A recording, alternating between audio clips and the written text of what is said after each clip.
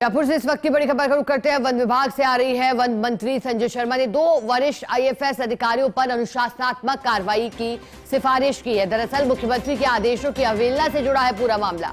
मुख्यमंत्री भजनलाल शर्मा ने विभाग की समीक्षा बैठक के दौरान निर्देश दिए थे। वन विभाग के सभी गेस्ट हाउस का जीर्णोद्धार कर उन्हें संचालित करने के निर्देश दिए थे, लेकिन दोनों अधिकारियों ने ना तो योजना बनाई ना ही क्रियान्वयन का प्रयास किया। अब मुख्य वन्य जीव प्रतिपालक शिखा मेहरा और लगातार विवादों में चल रहे APCCF wild life Rajesh Gupta पर कार्रवाई की तैयारी है। वन मंत्री संजय शर्मा ने अतिरिक्त मुख्य सचिव आनंद कुमार को कार्रवाई के लिए पत्र लिखा है। और ये बड़ी जानकारी देखिएगा, जब विभागीय समीक्षात्मक बैठक होती है तो फिर कई बड़े फैसले लिए जाते हैं। ज्यादा जानकारी लेंगे एसएमसी एडिटर निर्मल तिवारी हमारे साथ जुड़ गए हैं। निर्मल जी, वन विभाग की बैठक हुई थी और बैठक सिर्फ यूं ही नहीं बल्कि भविष्य के लिए तैयारी को लेकर की गई थी। मुख्यमंत्री ने निर्देश दिए थे लेकिन निर्देशों की पालना नहीं की गई। क्या वजह रही निर्मल जी, आपको लगता है, जो कि निर्देशों को अनदेखा किया गया और अब कार्रवाई की तैयारी? सुप्रभात शिखा, देखिए निश्चित तौर पर जब सूबे का मुखिया आपको किसी बात के निर्देश दे और उसकी अवहेलना हो जाए तो फिर उसके आगे कुछ नहीं बचता। और राजस्थान में तो वैसे भी हम गुड गवर्नेंस की बात करते हैं, भ्रष्टाचार के खिलाफ जीरो टॉलरेंस की बात करते हैं, तो निश्चित तौर पर इस तरह का कृत्य अगर कोई सीनियर अधिकारी कर रहे हैं तो निश्चित तौर पर उन पर कार्रवाई बनती है। देखिए, मामला है वन विभाग की समीक्षा बैठक जब मुख्यमंत्री भजनलाल शर्मा ने ली थी तो उन्होंने एक स्पष्ट निर्देश दिए थे कि वन विभाग के अंदर जितने भी गेस्ट हाउस हैं, खासकर टाइगर रिजर्व या दूसरे जो संरक्षित क्षेत्र हैं, उनको उनका जीर्णोद्धार करने के बाद उनको पर्यटकों के लिए खोला जाए ताकि पर्यटक उस जगह का तो आनंद लें ही, साथ ही साथ एक राजस्व भी वन विभाग को मिलने लग जाए। दरअसल ये इस योजना की शुरुआत हुई थी, मेरे को ध्यान है, जब अपर्णा अरोड़ा विभाग की अतिरिक्त मुख्य सचिव थी, उन्होंने 7 जनवरी को इस वर्ष बैठक ली थी। तब उन्होंने कहा था कि तमाम जो 65 गेस्ट हाउस हैं उनको चिन्हित करने के बाद उनमें जीर्णोद्धार का कार्य किया जाए।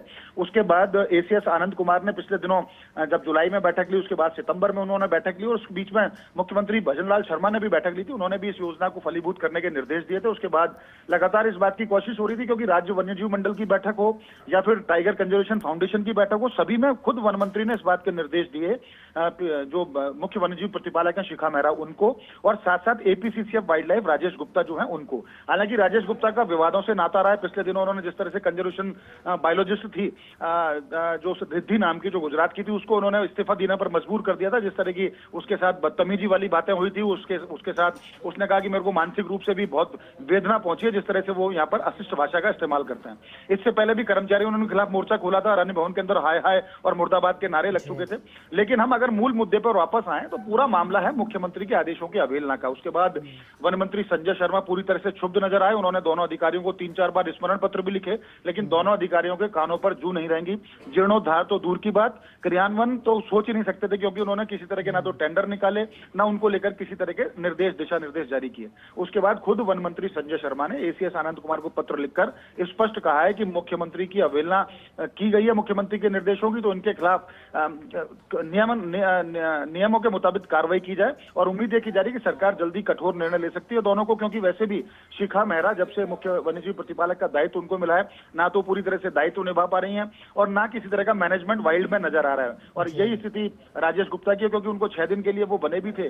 जब उनको मुख्य वन्यजीव प्रतिपालक बनाया था तो 7वें दिन ही उनको हटा दिया गया था। यही कारण है कि दोनों अधिकारियों में कहीं ना कहीं या तो तालमेल का भी अभाव है और इससे वन और वन्यजीव संरक्षण के काम भी राजस्थान के अंदर प्रभावित हो रहे हैं। तो निश्चित तौर पर कहा जा सकता है कि वन मंत्री संजय शर्मा के लिखने के बाद जल्दी ही दोनों अधिकारियों के खिलाफ ठोस और कठोर अनुशासनात्मक कार्रवाई की जा सकती है। यहां तक कि इन दोनों को अपने पद से हटाया जा सकता है, यानी कि APCCF wild life Rajesh Gupta को अरण्य भवन से बाहर भेजा जा सकता है, जबकि शिखा मेहरा को मुख्य वन्यजीव प्रतिपालक के पद से हाथ धोना पड़ सकता है। और यहां पर किसी ऐसे वरिष्ठ अधिकारी को लगाया जाएगा जिसको वाइल्ड लाइफ का अनुभव भी होगा और जो कम से कम शासन के आदेशों की अवहेलना तो नहीं करेगा। तो कह सकते हैं कि अच्छी नजीर पेश की है वन विभाग ने। सरकार ने वन विभाग को लेकर, अगर अधिकारी इस तरह की, सीनियर अधिकारी इस तरह की कोताही बरतेंगे, अनुशासनहीनता करेंगे, तो निश्चित तौर पर एक नजीर भी पेश करनी होगी दोनों के खिलाफ कार्रवाई करके। तो उम्मीद है अब जल्दी ही शासन की तरफ से आदेश जारी हो सकते हैं और दोनों के खिलाफ कठोर कार्रवाई की जा सकती है। शिखा, बिल्कुल। और निर्मल जी, इस जानकारी से ये समझ आ गया कि आखिर पत्र की क्यों जरूरत पड़ी और पत्र के साथ कार्रवाई क्यों करनी पड़ी। बहुत शुक्रिया आपका